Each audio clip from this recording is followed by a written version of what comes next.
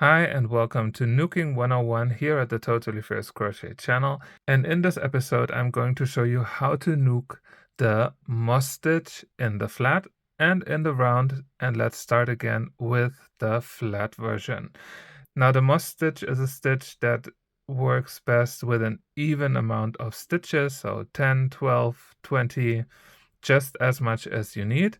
And what's also good to know is that the moss stitch is a 4-row repeat, but I will show you how it's done in detail. The first row, let's start by picking up our first loop, and we are now going to alternate between knit stitches and purl stitches. So first we start with the knit stitch, so you yarn over and pull it through the loop. Then we take our yarn to the front and make a purl stitch by grabbing it from the side and twisting it up, and then yarn under and pull it through. Then we take the yarn to the back and make our next knit stitch, then back to the front, take the next loop from the side, yarn under and pull through, and this we do all the way.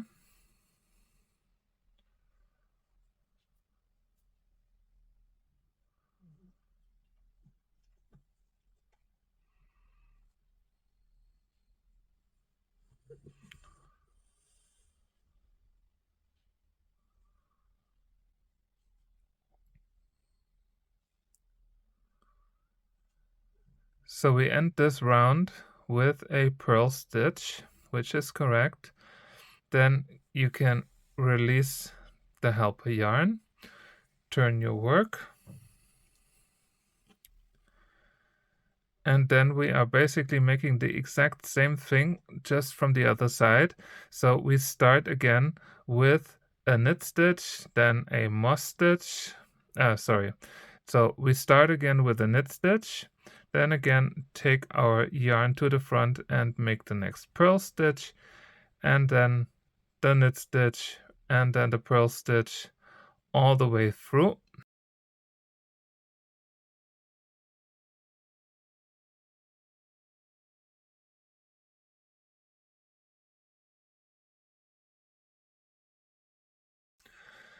And then you turn your work, and now we are doing the exact opposite. So you grab the yarn, or you grab the loop, push the yarn to the front, and now take it through. And then after that, we push it back to the back and make a knit stitch, then to the front with a purl stitch, then again a knit stitch,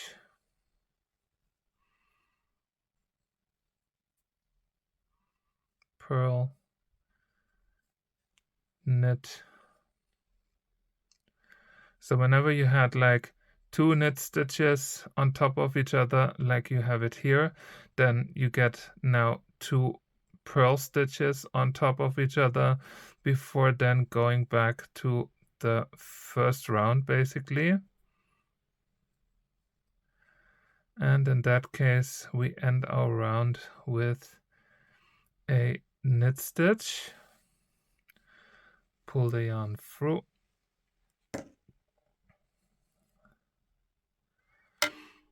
and then again we start with our first purl stitch. The first one is always a bit different than the others, and then again we are alternating stitches.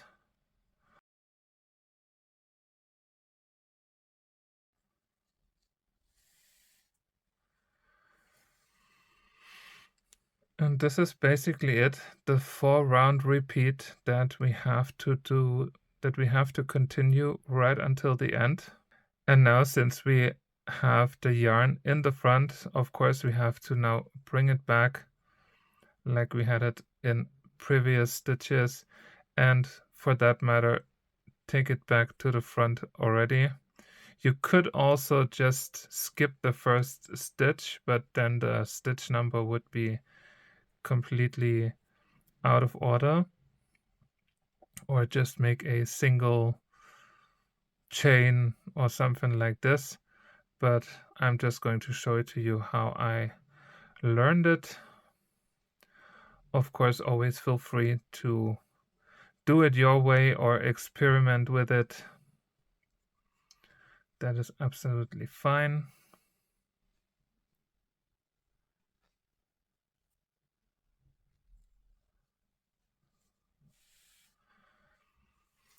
And you just continue this 4-round repeat. Maybe as a little tip, if you're unsure what kind of stitch you had in the previous round, you can always watch out at the end of each of the loops when there's a bar like this bump here, this knot.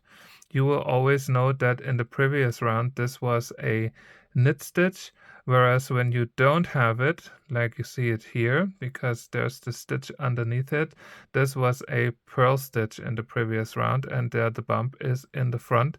So just in case you were looking for something to identify the stitches, then you can always look at those elements. And here we go, the moss stitch in the flat.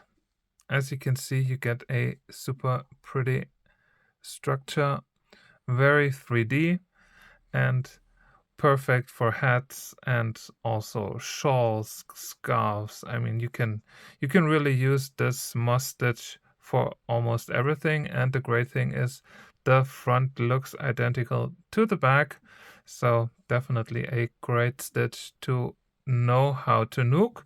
And now we take a look how this works in the round. And the good thing is that it works exactly the same way. So first we knit one, then we purl one,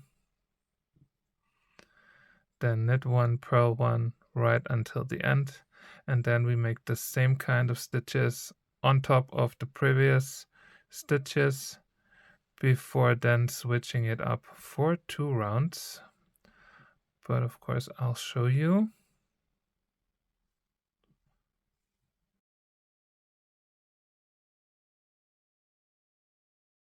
So now we are done with the first round. I'm just going to pull my helper yarn out and bring me back to the starting position. Again, watch out just for those stitches. Here you can see the knit stitch, all the V's on top of each other, and whenever you see something horizontal like this here, then you always know it's a purl stitch. Here's then the next knit stitch, and here's the next purl stitch. So also later on, when you have then 2 purl stitches on top of each other, you know how to change and then have 2 knit stitches. So just as a reminder to always take a look at the stitches that you have. Usually you can easily tell what stitch you made in the previous round.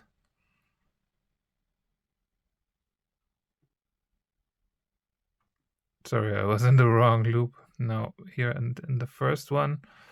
And then again, knit stitches and purl stitches, always alternating.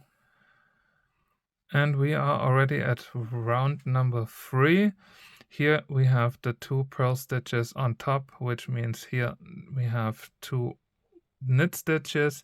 So the next stitch here is going to be a purl stitch on top of the previous knit stitch, like that, and then we can take our yarn back and make our first knit stitch over those 2 purl stitches, and like this we can continue for 2 rounds until we have the full pattern complete.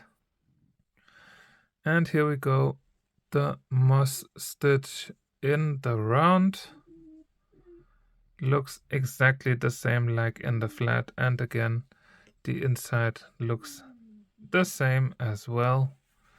And now I almost have my mitten ready. Thank you so much for watching. If you want to learn more about nooking, make sure to subscribe to my channel and check out my Knooking 101 playlist to see all the episodes. Happy nooking!